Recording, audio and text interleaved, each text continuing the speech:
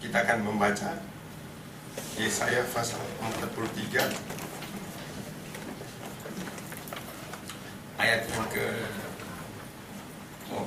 kita baca dulu ayat yang ke-18. Yesaya 43 ayat yang ke-18.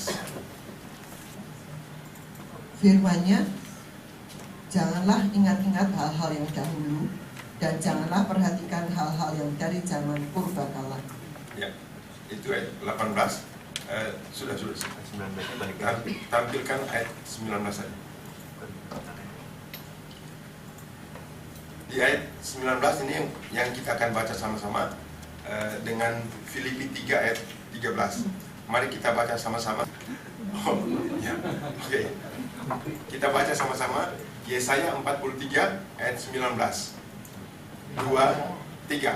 Lihat, aku hendak membuat sesuatu yang baru, yang sekarang sudah tumbuh. Belumkah kamu mengetahuinya? Ya, aku hendak membuat jalan di padang gurun dan sungai-sungai di padang belantara. Lalu Filipi 3 ayat 13. Aku sendiri tidak menganggap bahwa aku telah menangkapnya, tetapi ini yang kulakukan. Aku melupakan apa yang telah di belakangku dan mengarahkan diri kepada apa yang di hadapanku. Hari ini kita mau belajar tentang tahun baru, sesuatu yang baru. Dan kita sudah baca tadi, didahului dengan ajakan dari Tuhan, jangan ingat-ingat lagi. Janganlah ingat-ingat hal-hal yang dahulu, dan janganlah perhatikan hal-hal yang dari zaman purbakala. Iya, janganlah ingat-ingat hal-hal yang dahulu. Kenapa Tuhan katakan jangan ingat-ingat lagi hal-hal yang dahulu, dan jangan perhatikan hal-hal yang dari zaman purbakala? Kita tahu semua, perjalanan kita selalu membawa kita pada titik kini atau saat kini. Ingat saudara, kita tidak pernah secara waktu boleh tinggal di hari yang banjir, hari yang senang, hari yang penuh sukacita, hari yang memberi kenangan. Tidak pernah. Selalu kita harus beranjak dari hari ke hari. Sebahagia apapun hari itu kita alami, atau separah apapun keadaan yang kita alami, sedahsyat, menakutkan apapun, hari-hari itu pasti akan lewat. Sampai ada orang, saya ingat dari Pak Niko, dia bilang, Pak, tenang saja. Dulu saya sering grogi kalau mau khotbah atau mau, apalagi ada acara-acara, dia bilang, tenang aja, the show must go on. Dia bilang, pokoknya kalau Bapak harus maju, tenang aja. Pikirkan bahwa saat berkhotbah, saat pidato, saat apapun, semua akan berlalu. Kalau Bapak grogi, ya grogi yang berlalu. Kalau Bapak siap, ya kesiapan yang akan memberkati orang. Pokoknya apapun yang terjadi, itu semua berlalu. Dan kita akan selalu berada pada titik kini. Amin? Setiap kesadaran kita adalah kesadaran yang sekarang. Jadi Tuhan memberitahu kita untuk jangan jadi orang yang selalu terikat pada masa lalu. Entah itu masa lalu yang menyenangkan, atau masa lalu yang menyusahkan, atau kenangan yang pahit, apalagi sakit hati. Sakit hati itu awal dari sakit badan. Amin. Jadi kalau kita sakit hati, tinggalkan saja apa yang menyakitkan hati kita. Karena kesalahan kita, ya perbaiki. Kalau itu hal-hal yang orang lain berkata, orang lain berbuat, kita mengalami segala sesuatu, pokoknya kita tahu 2019 sudah berlalu. Amin. Sekarang kita memasuki 2020.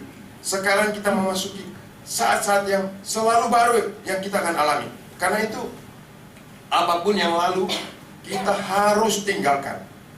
Amin. Bahkan mengetahui bahwa kita punya masa lalu, punya masa depan, maka setiap kita harus membuat perencanaan untuk masa depan kita. Amin.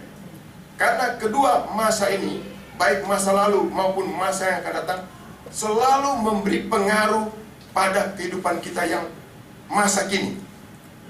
Kita sadar atau tidak, ini masih tahun baru. Kita coba renungkan sepanjang tahun ini, apa yang Tuhan sudah kerjakan yang membuat kita berubah dari ciptaan baru yang tahun 2018 sampai selesai 2019. Apa karya Tuhan yang bersama-sama dengan kita menciptakan pribadi-pribadi kita menjadi manusia baru yang berusia sampai 2020 ini. Kalau 2018 masih sama dengan sekarang, ya pulang kampung saja. Tidak ada gunanya. Untuk apa kita mengiring Tuhan? Buat apa kita percaya Tuhan? Buat apa kita jadi Kristen? Buat apa? Ini bukan main-main. Bukan cuma untuk mengejutkan kita, tapi kalau tidak ada perubahan, buat apa? Semua sia-sia. Apalagi ini memasuki tahun 2020. Ini kesempatan kita semua. Dan kesempatan ini bukan cuma pada akhir atau awal tahun. Saudara mau akhir tahun 2020 mau bikin kebaktian pada perpisahan tahun, saya biasa melek sampai jam 3, boleh. Kita datang di sini, kita buat kebaktian. Amin. Yang bilang amin datangnya. Tapi bukan cuma momen atau saat, apalagi dekat-dekat jam 2. Kami kemarin kenapa nggak siap? Diganggu dengan surga langit ditembakin sampai bocor-bocor. Kita baru tidur jam 3 lebih, lalu air datang jam 4, ya nggak siap. Tapi sebenarnya setiap perubahan waktu dari hari ini ke esok hari, kita harus membuat evaluasi apa yang sudah sempat Tuhan, saya dan Tuhan kerjakan untuk hidup ini. Saudara, yang pertama kita mengenal tadi bahwa sesuatu yang benar-benar baru, yang pertama adalah penciptaan baru yang Tuhan lakukan bersama kita. Di dalam Galatia 6 ayat 15 tadi, menjadi ciptaan baru. Dan menjadi ciptaan baru itu bukan hanya karya Tuhan dan bukan hanya karya kita, karya kerjasama antara Tuhan dengan kita. Hari-hari ini banyak yang senang itu lagu waktu Tuhan.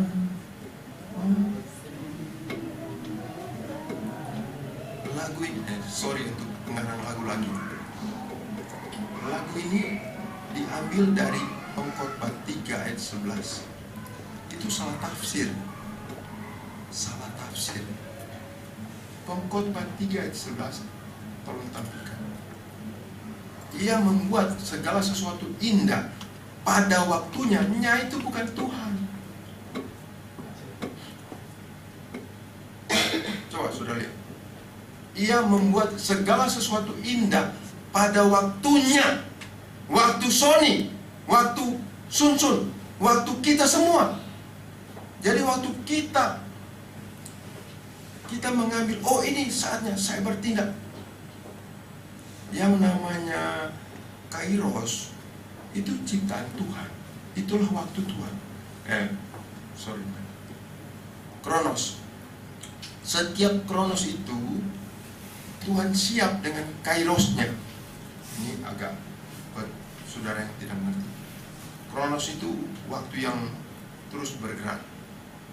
Kalau kairos itu saat-saat yang tertentu. Setiap kronos itu adalah waktu Tuhan. Tuhan siap di setiap kronos melakukan kairos. Amin. Amin. ini harus kita pahami. Dalam setiap hari, setiap jam itu waktunya Tuhan. Yang ditunggu adalah kita. Ia membuat segala sesuatu indah pada waktu kita, pada waktu kita siap, pada waktu kita benar-benar menyadari ini waktunya Tuhan. Saya harus tinggalkan dosa. Amin. Saya harus melakukan kehendaknya. Yang sayang sekali orang-orang yang termasuk yang mengarang lagu, biarpun saya belum ada lagu yang saya karang.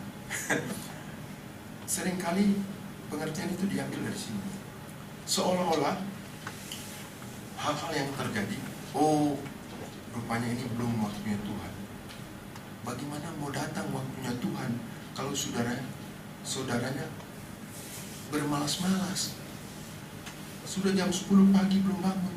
Oh masih pagi, pasar pagi buka jam 10 kok. Saya bangun jam 11. Ya telat. Itu bukan waktunya Tuhan. Itu karena kita menaruh waktu yang kacau balau. Setiap kronos tersedia kairosnya Tuhan. Hafalkan ini. 1, 2, 3. Setiap kronos tersedia kairosnya Tuhan. Amin. Jadi kalau kita mau bersiap, kita semua ready, kita semua andai kata tidak butuh istirahat, selalu kita siap melakukan apa saja kehendak Tuhan, tiap kronos itu akan terisi dengan kairos yang luar biasa. Amin. Sebab itu menyanyi lagu itu kita harus dengan pengertian. Saya ambil saran Pak Isu, boleh kita nyanyikan, tapi dengan pengertian. Di hati, di pikiran kita, pokoknya arahnya seperti yang firman Tuhan. Jadi jangan pikir bahwa tunggu waktunya Tuhan. Tuhan setiap saat menunggu kita. Amin. Setiap saat Tuhan nunggu kita. Setiap saat dia membuat kronos itu, dia tunggu kita. Kapan kita mau? Kapan kita mau bertindak? Jadi selalu kita yang diminta. Sebab Tuhan itu dia Alfa dan Omega. Dia yang awal dan yang akhir. Dia adalah pemilik dan yang menciptakan waktu itu dia. Yang menciptakan waktunya itu dia sendiri. Tiap saat, tiap waktu dia sedia. Dia minta kita untuk aktif. Kita memanfaatkan setiap kesempatan.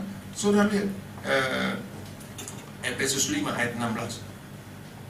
Dan pergunakan waktu yang ada. Karena hari-hari ini adalah jahat. Waktu yang ada. Mana waktu yang ada?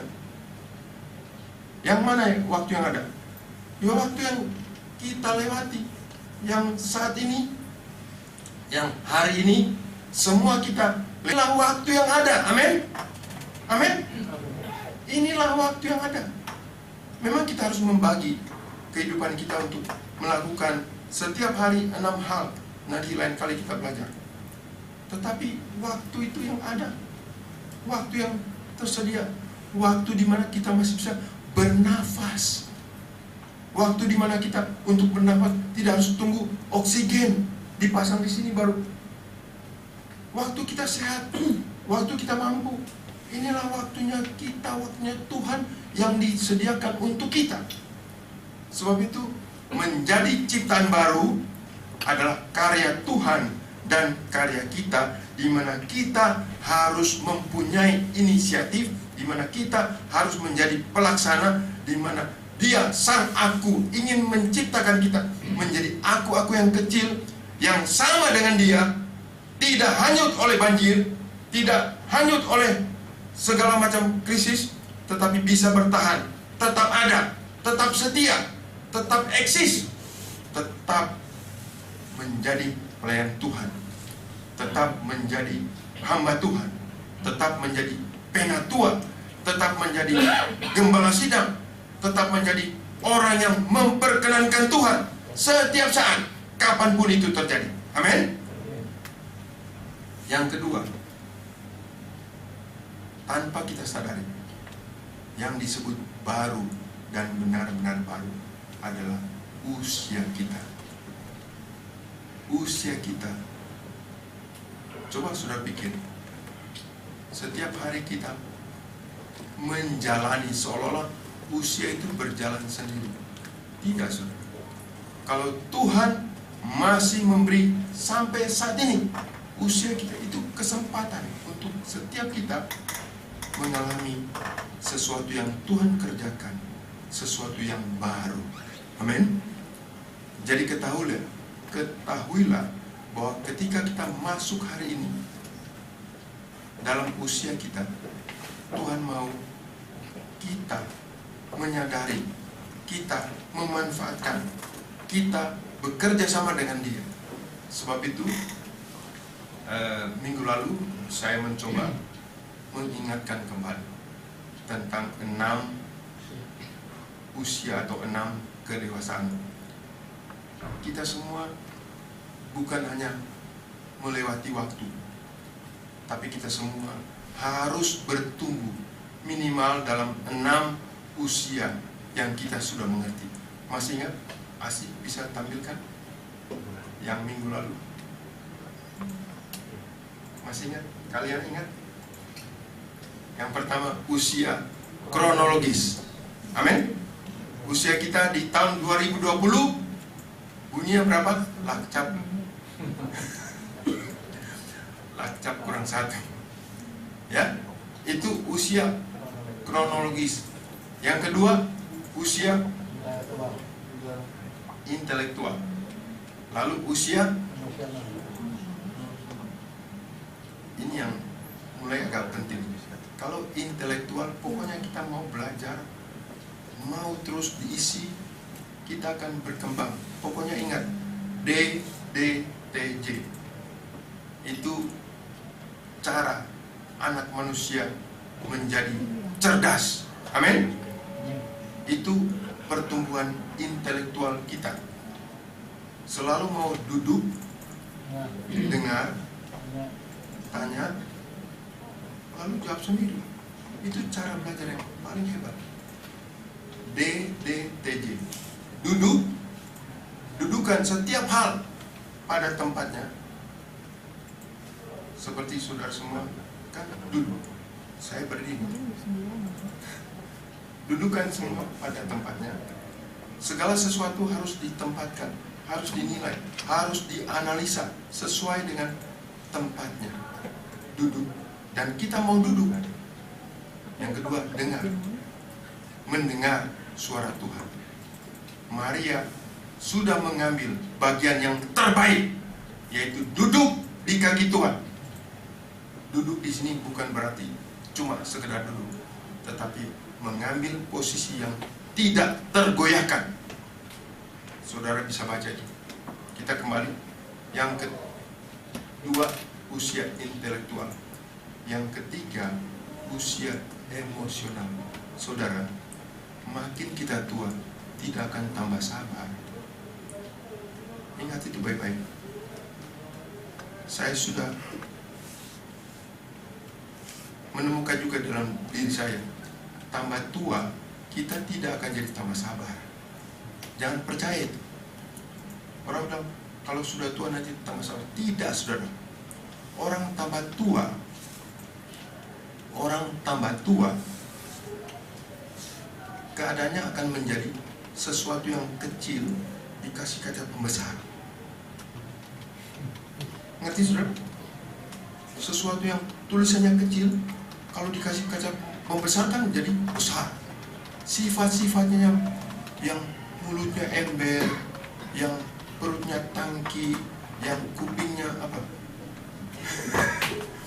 Semua tabiat yang kurang bagus yang kita biarkan dalam hidup ini, makin tua itu kan makin nyata. Orang-orang yang tidak mau mengampuni dari muda, nanti jadi tua tambah besar. Dia punya dendam begitu banyak. Sifat-sifatnya. Sebab itu mereka lupa. Ini juga makin tua, yang jelek, yang tidak digumuli, dihancurkan, dibuang bersama Tuhan, itu akan makin membesar. Semua tabiat-tabiat yang jelek akan tambah. Pokoknya kalau saudara, nggak usah deh. Jadi ketika usia kita bertambah, berarti kita makin harus bergumul supaya apa yang jelek dari kita semua bisa diselesaikan, semua bisa dibereskan dalam usia emosional ini. Itu adalah kedewasaan di dada. Bagaimana seseorang menjadi makin lapang hati menghadapi apapun, bisa menahan, bisa menguasai emosi bersama Tuhan, menghasilkan penguasaan diri. Amin. Ingat, penguasaan diri bukan menahan emosi, bukan, tetapi menyerahkan, makin aktif menyerahkan emosi dan semua hawa nafsu kita kepada Roh Kudus untuk dipimpin menjadi orang yang dipimpin oleh Roh. Dari sanalah lahir buah Roh. Amin. Jadi kehidupan yang diserahkan kepada Roh Kudus itu usia emosional. Yang keempat, usia volisional. Masih ingat? V-O-L-I-S-I-O-N.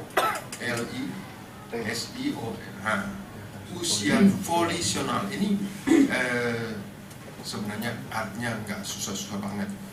Ini adalah ketajaman kehendak. Ketajaman kehendak. Sehingga kalau dia sudah tahu sesuatu yang Tuhan tunjukkan, dia akan mempunyai ketajaman yang kalau tidak diasah, makin tua makin akan mudah menyerah. Saudara perhatikan baik-baik. Kita makin tua, kalau kita tidak mengasah usia volisional ini, kita memang kelihatannya sabar.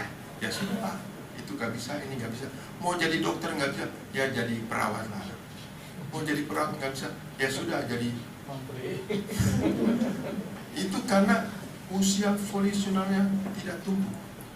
Tapi kalau ini bertumbuh dengan baik, sampai umur berapapun, yang namanya kehendak yang dia terima dari Tuhan, itu akan tetap dikejar sampai dia menghasilkan, mendapatkan, mencapai semuanya itu bersama Tuhan. Amin. Itulah usia volisional, ketajaman kehendak. Sesuatu bukan keras hati, bukan. Antara keras hati dan volisional yang dewasa beda. Dia mengerti apa yang menjadi kehendak Tuhan. Simeon itu usia volisionalnya bagus. Dia ingat pokoknya tidak akan mati. Saya kira dia menghindar ketika akan ditusuk seperti Pak Wiranto. Dia tidak akan tusuk, saya tidak akan mati. Enggak. Kalau dia menghadapi orang yang mengancam, dia akan menghindar. Tetapi dia tahu dia tidak akan mati sebelum melihat Sang Mesias. Amin. Itu usia volisionalnya kuat. Kemudian yang kelima,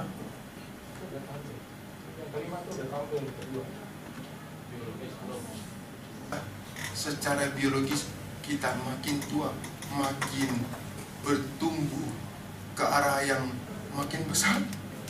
Tidak. Bahkan beberapa orang menganggap bahwa makin kita tua, ya biologis kita makin merosot. Karena katanya ada ayatnya. Ayatnya bilang meskipun tubuh jasmani kita semakin merosot. Coba mari kita baca itu. 2 Korintus 4 ayat 16. Ayat 16, sebab itu kami tidak tawar hati, tetapi meskipun manusia lahiriah kami semakin merosot, namun manusia batiniah kami dibaharui dari sehari ke sehari. Amin. Sebab itu kami tidak tawar hati, meskipun manusia lahiriah kami semakin merosot. Apakah kita harus secara lahiriah makin merosot?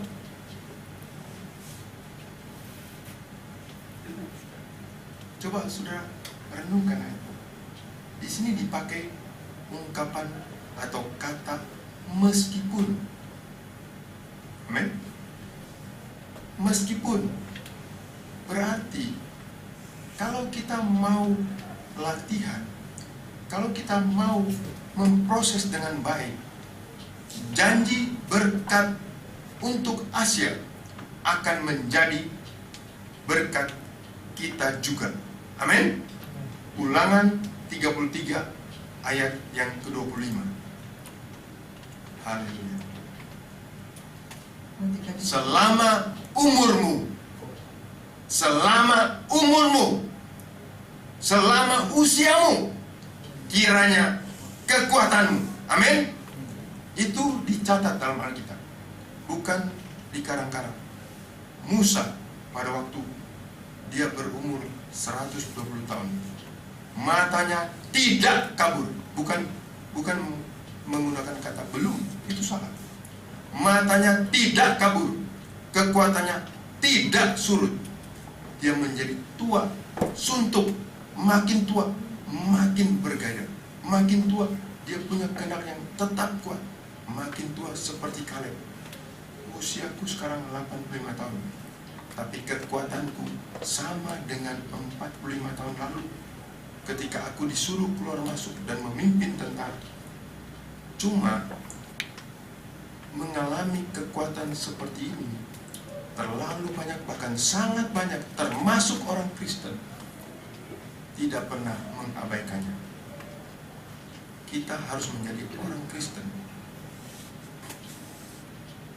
yang serius dengan tubuh kita. Kita belajar olahraga di sekolah, yang dipelajari ukuran lapangan badminton, yang dipelajari ukuran lapangan sepak bola.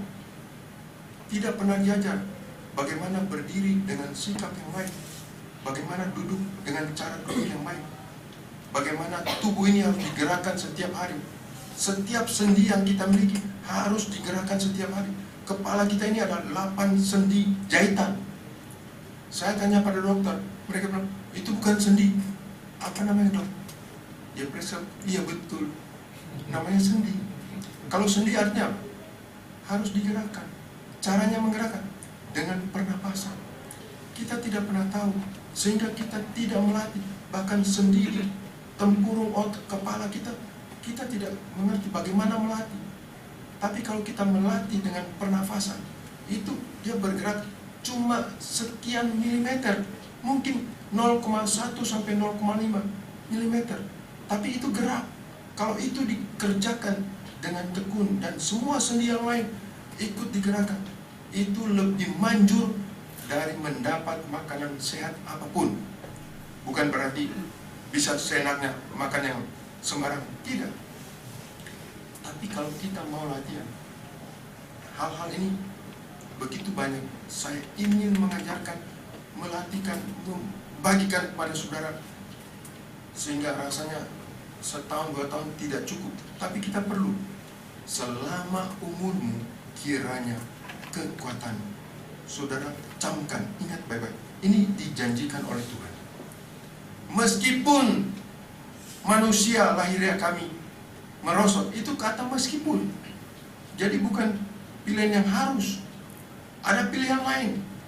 Dan kita tahu bahwa Bakur, pemuda itu adalah orang yang selalu memilih kekuatan dan keaktifan.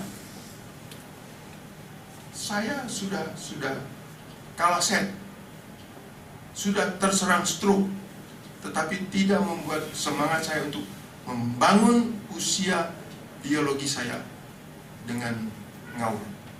Tapi apa yang ada pada kita akan latih, kita akan proses, kita akan berjuang bersama Tuhan. Sehingga mungkin saudara tertawa, nggak apa-apa. Mau tertawa agak keras, nggak apa-apa.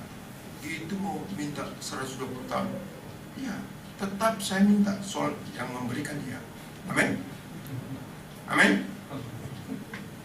Saudara juga boleh minta berapa, tapi kita harus bertanggung jawab dengan permintaan kita. Amin. Yang terakhir, usia esensial, usia rohani, usia sang aku di dalam kita. Usia aku yang baru. Sudah berapa pertumbuhan rohani kita? Sampai hari ini, kalau dulu yang saya paling sedih melihat guru-guru sekolah minggu. Mereka tahu, waktu kecil mereka menghafal ayat-ayat sekolah minggu. Waktu jadi guru sekolah minggu, mereka mendorong setiap murid sekolah minggu untuk menghafal ayat. Tapi diri mereka paling tidak menghafal ayat. Betul apa betul? Menghafal ayat itu adalah bagian yang cukup penting. Menghafal jenis-jenis investasi bagus. Menghafal bidang-bidang usaha oke. Tetapi menghafal ayat-ayat firman Tuhan dan belajar menganalisa setiap hal berdasar firman Tuhan, melakukan deep reading, itu sangat perlu supaya usia rohani kita bertumbuh. Kita sudah masuk di tahun 2020. Ini tahun istimewa. Semua belangko saudara boleh tidak menulis tahun. Kan banyak yang belangko-belangko. Jakarta titik-titik-titik 20 titik-titik. Ya kan? Sudah tinggal 1/7, sudah biarkan 20. Kan tahun 2020 singkatannya 20 tuh. Ya. Jadi lebih gampang. Tapi ini berarti kita semua masuk pada tahun 2020. Saya berkata tadi, saya masuk pada usia lakcat kurang 1. Atau Pak Christian berapa? Tambah 1. Ya, kita semua mau memeriksa. Ini hal-hal yang baru. Temukan dan alamilah hal yang baru yang Tuhan mau kerjakan. Tuhan tunggu bekerja sama dengan setiap kita untuk membangun usia kita minimal di dalam 6 segi ini. Kita bukan saja tumbuh secara kronologis, tapi dalam 6 aspek ini kita mau bertumbuh menjadi makin dewasa. Amin. Amin. Sebab itu jangan biarkan masa tahun baru berlalu begitu saja. Kita masuk dalam usia yang tiap hari bertambah, tiap hari bertambah. Jangan puas. Makin hari kita merasa makin lemah, makin kok boyok, makin sakit. Jangan puas. Temukan kenapa tulang belakang saudara sakit. Temukan kenapa leher saudara sakit. Leher sakit itu kalau di sini katanya kolesterol, kalau di sini migrain. Kenapa? Kalau seluruh banyak cicilan.